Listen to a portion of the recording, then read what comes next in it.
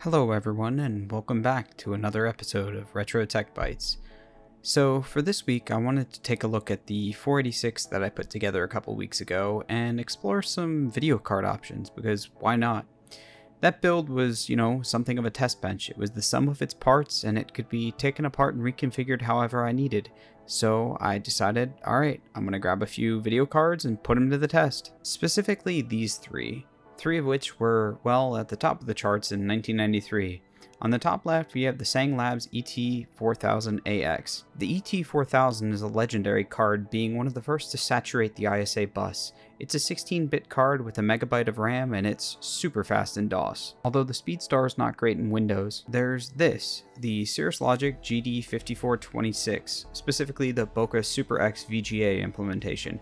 It's a VLB card, so it's 32-bit, and this one has 2 megabytes of RAM. And then we have our final contender. The titular subject of this video, the Western Digital Paradise Accelerator Pro, is powered by the IIT AGX-014.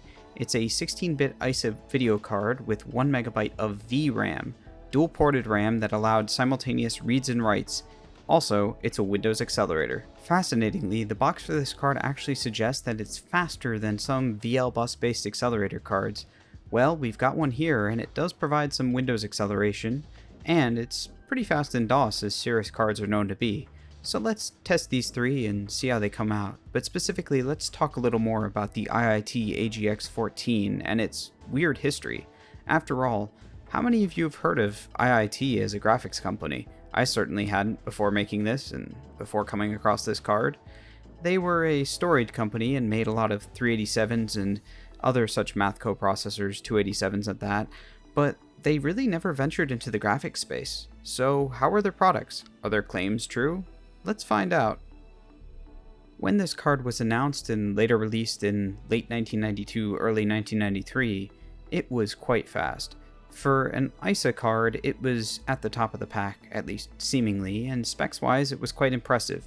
Based on the IBM XGA2 architecture, and actually reverse engineering at that, the AGX, or XGA in reverse, was actually a descendant of IBM's older 1980s MCA-based part.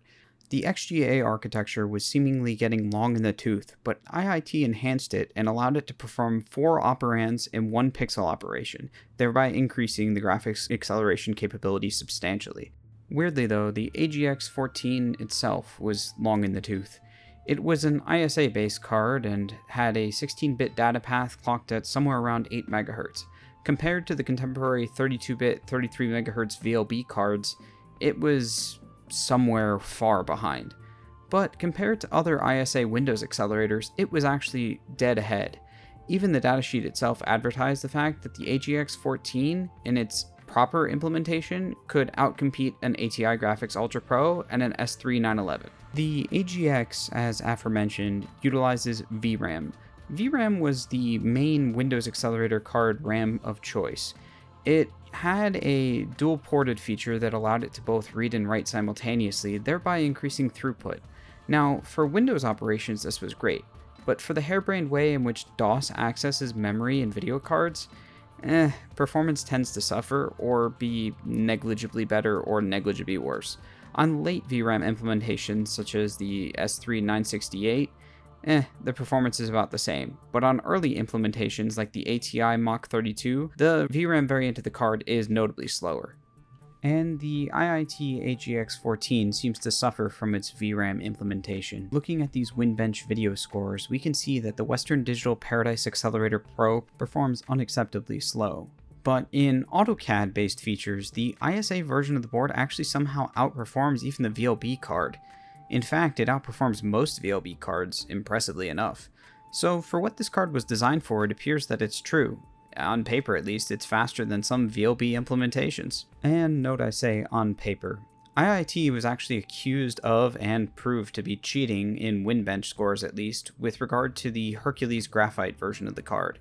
The Hercules Graphite had drivers that used a specific string, namely the infamous "the quick brown fox jumped over the lazy dog's back and then sat on attack," in order to, shall I say, outfox the Winbench scores. That being said, Steve Gibson, the journalist who initially reported on this issue, actually pointed out that the IIT AGX-014 was actually a very fast chip. In Windows acceleration, it outperformed most of the other cards and was toward the upper end of the pack, as we saw before in the actual benchmarks themselves. It is a fast little card, and it kept up with the ATI Mach 32 and the WeTech Power 9000, both of which in VLB are well regarded as fast Windows accelerators. This was the ISA card that could, at least for Windows acceleration, and it came at a price that could too. It was $299, which, while not cheap, was certainly not as much as the more commanding close to $500 high-end Windows accelerators often cost. One important quirk to these cards is that they don't actually have a VISA implementation in the BIOS, so VISA video modes require a TSR. This is not necessarily an issue, but it's something that you would think would be on a high-end Windows accelerator. Equipped with 1MB of VRAM, the card could provide up to resolutions of 1280 by 1024 with 16 colors, and 2MB 1280 by 960 with 256 colors, or with 6MB of VRAM, the max configuration, 1280 by 960 with 16.7 million colors. Sure, the color depth was behind the competitors at the time, but if you weren't working with colors and more so were working with 3D models, CAD models, or what have you, it didn't matter as much. So even though the card might be missing a few color modes, it still provides more than what's just average needed. And again, the card actually won praises even after the driver cheating scandal was fixed for its speed. The scores were amongst the highest for ISA-based boards, and Hercules achieved them with drivers that were optimized for benchmark initially, but later had been able to achieve the same performance without the necessary quote-unquote cheats. So, in a sense, the cards are very fast and their architecture really does shine. But in another sense, they're kind of marred by that cheating scandal, and their speed isn't everything. One advantage on the topic of color depth that the card was given was the ability to run true color 24-bit in 800 by 600. The card itself shined in AutoCAD performance, but in other places it was average or below average. In most DOS-based applications for most end users, this was just a card that didn't make sense. That being said, it was fast when it was applied properly, but when it wasn't, it was not great. That being said, compared to other competitors like the S3928 used on the number 9 GXE, this was a very fast card and it was significantly more affordable. And for those curious, the 32-bit version of this card, the AGX-014, which was on VLB, was actually quite fast. It certainly wasn't the top, but it was above average again. So the AGX was a competent architecture certainly, but it wasn't the jack of all trades that it sort of proclaimed to be. Based on the aging XGA, it really was showing that the architecture was getting a little long in the tooth. But let's test those claims. We have a Boca Research VLB Super X VGA at our command, a middle-of-the-road Cirrus Logic GD5426 based card. The GD5426 is very, very similar to the GD5428, both of which were extremely popular VLB cards along with the later 29. The Cirrus Logic cards, though, have one surprisingly fatal flaw, and it's not one that's often talked about, but they are 16-bit only VLB cards. That being said, even though they're limited to 16-bit reads and writes, they're actually still quite fast due to the 33 MHz plus clock of the VLB bus. Furthermore, and weirdly, they actually have 32-bit memory paths, so the cards have a 32-bit memory bus and a 16-bit host bus, but overall performance is not hampered that substantially. They're still pretty fast. For those curious, here's where you can see the limitation coming in. For anything more than a 16-bit write, the card really can't take advantage of the wider VLB bus. The final card against which the IIT AGX is going to be benchmarked, the Tseng ET4000AX shown earlier, is one of those cards that requires little fanfare and introduction. It was one of the fastest ISA graphics cards ever in DOS, and it out-accelerates pretty much all of its peers. That being said, it's not great in Windows, so it'll be interesting to see how DOS performance compares. And with that, let's get to it. First up, we'll put our DX266 and AGX-14 up against Superscape benchmark. In version 1.0C, we get a score of somewhere around 30.9. That's not awful, but it's not really great, and you can see where the card itself is just nothing special in DOS. Testing the card in Windows is a bit of a different story. The result we get is going to be displayed on the left, and on the right you're going to actually see the exact same test being run on our Cirrus VLB card. By comparison, I expect the VLB card to be somewhat faster, but not significantly, and indeed the results were not significantly different. After some flickering images, which apologies for this, and seeing the street signs from Raleigh, North Carolina, we can see that our ISA AGX scores around 5, and our VLB Cirrus GD5426 scores somewhere around 12.5. That's a big difference, but not as big as you'd expect, especially not when you hear that the Tseng card scored like a 3. But nobody really cares about Windows, right? Let's see how the Doom benchmark looks. On the left again you have the AGX, and on the right you have the VLB based Cirrus. You can already see a difference in the number of frames being rendered. The speed is significantly slower. The Cirrus just pile drives ahead thanks to the 32-bit VLB bus, well, in this case 16-bit, and the much faster clock of the bus. At almost 4 times the clock speed, the bus itself is just interfacing much faster. Plus, you have the DRAM versus VRAM issue and the advantage of DRAM and DOS. I've sped up this last portion of the test quite a bit just so you can see where the difference lies. It's huge, almost twice this fast. But what if you were stubborn and wanted to game on this thing anyway? Well, it can play games, just not that well. But let's start with Duke 3D. You can already see that it takes forever to load in, which is always a great sign. And yeah, the game's just not that responsive. Is it terrible? No. Is it unplayable? No.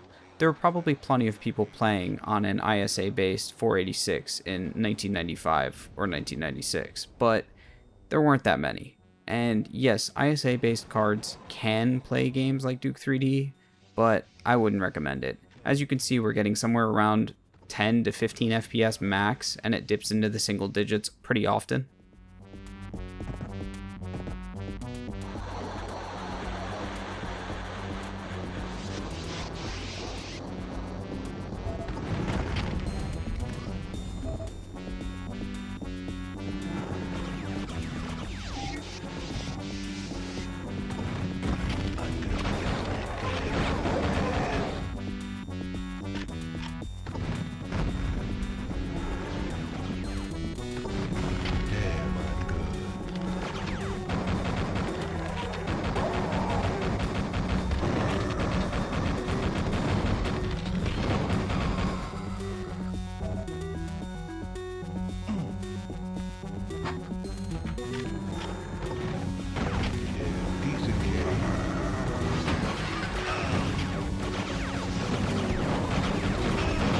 Say you wanted to get clever and play some Descent. Could you do it? Well, for a 6 Degrees of Freedom shooter that's almost a flight sim, not really. The controls are unresponsive and the game is basically unplayable. It looks decent, but it just doesn't play at a high enough frame rate that I would call it fun or engaging. In fact, I died pretty quick because I really couldn't control anything in this game.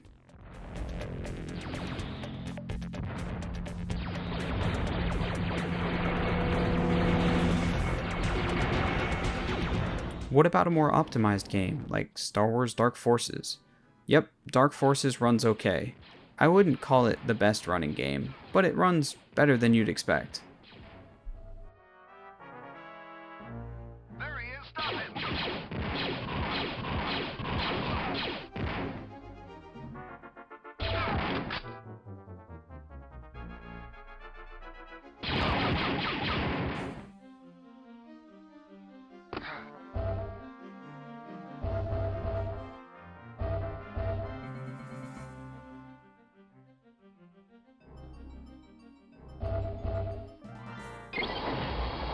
Stop where you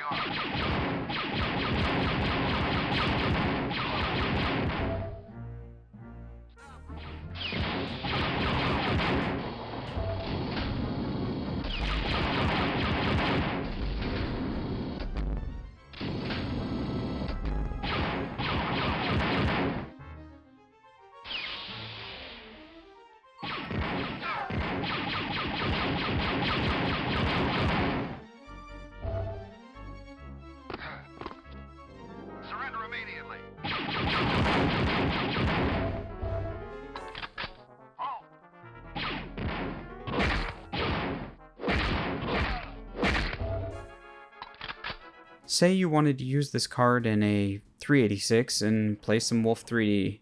You could do that. Even though this is a 486, as you can see, it can play Wolf 3D full screen just fine, and it, isn't really surprising. This is not a game that's really going to tax this card, but it runs perfectly fluid, so I'd say that's a win.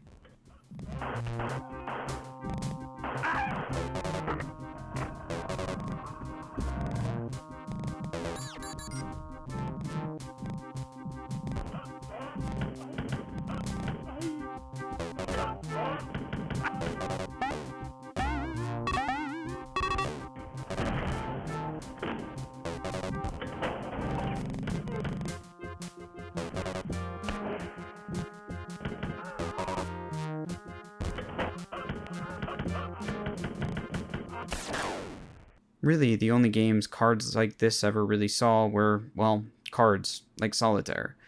Granted, it's nice being able to play in 800 by 600 at true color and, getting a pretty big screen, but that's not that exciting. Solitaire is not the most captivating game in the world, unfortunately, so this card's kind of limited if you're looking at it for the purposes of a game playing card. Or maybe not limited. If you enjoy giant Minesweeper that's being accelerated, I mean, that's always fun, right? Nope. There's no other way to say it than this. This card was really at home in situations like the one you're seeing now. In complex rendering diagrams on TurboCAD or, on complex schematics, on complex anything. This card was great for complex 2D calculation and number crunching, but that's about it. As an accelerator, sure, it accelerated windows and it pushed frames, but it didn't do so in games. But for its time, it was very advanced and really cool for a lot of people in professional settings. For people in less professional fields, it was something you probably wanted to avoid.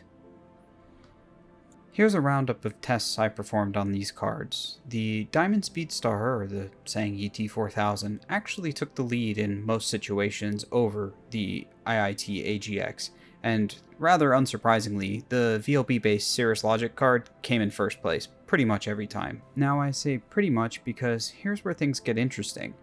Take a look at the result for the Checkit BIOS video speed and Checkit Direct video speed. Both seem to suggest that the Paradise Accelerator Pro is actually faster than the Cirrus card internally, so all of those architectural advancements seem to have done something. But again, for a 16-bit card, it's falling behind its 32-bit peer, and compared to a 16-bit card optimized for DOS gaming, it's definitely way behind. To find the VISA TSR necessary to run PC Player in Mode 101 or 640x480 Super VGA, same with Chris's 3D benchmark in Super VGA Mode 101, it was a nightmare. I ended up using the VISA TSR for the Orchid Celsius. That's how bad this is. The Celsius is an IIT AGX-014 based card. I can actually link it below if anyone's interested. Feel free to reach out and let me know. Otherwise, the card has no VISA BIOS extensions and is essentially useless in DOS for higher resolution things. And yet in Windows, it shines in high resolutions. I mean, you can actually see at the very bottom in the WinBench 4.0 combined graphics score, it outpaces the Tseng card by almost double. Granted, it's still behind the VLB Cirrus, but the Cirrus is an accelerated Windows accelerator for VLB. It's probably not the most fair comparison, but hey, this was all in PC Mag's 1993 roundup, so I figured why not recreate it. And recreate it we did. Truth is, the Doom score of 10.5 is really telling compared to the Tseng's 17.1 and the Cirrus's 27.7. That says it all right there. You want this card for DOS gaming, it is not the card for you. So, is the IIT AGX a flop? Well, not really. It's a forgotten piece of hardware history that's especially important because it represented a small company taking a huge stand. IBM's XGA architecture was ancient, but the AGX was reverse engineering an improvement of that architecture, and it proved that it wasn't quite long in the tooth. In DOS, it's subpar, but in Windows, it is excellent. This card was fully featured for professionals and professionals alike. At $300, it wasn't exactly cheap, but it offered premium features like dual-ported VRAM and 4 operands per pixel operation. It was at the top of ISA cards in specific operations, and it truly did outperform certain VLB cards. It's impressive, but with an asterisk.